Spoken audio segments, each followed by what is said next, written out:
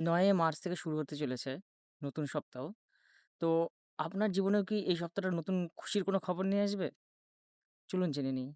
এই সপ্তাহে বুধাদিত্য রাজযোগ তৈরি হচ্ছে, ফলে ৩ টি রাশির ভাগ্য সোনার মতো ঝকঝক করবে। ১ম রাশিটি হলো মেষ রাশি। সপ্তাহের শুরুর দিকেই আর্থিক দিক থেকে বড় উন্নতির সুযোগ দেখা যাচ্ছে।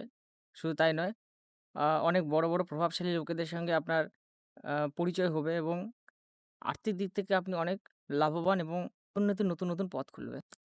২য় রাশিটি হলো মিথুন রাশি। আ অনেকদিন ধরে যদি আপনার কোনো কাজ আটকে থাকে, তো সেটি এবার একদম ক্লিয়ার হয়ে যাবে এবং সিনিয়রদের আপনি খুব ভালো সাপোর্ট পাবেন, বিশেষ করে কর্মক্ষেত্রে। করে অর্থপ্রাপ্তির যোগ দেখা যাচ্ছে।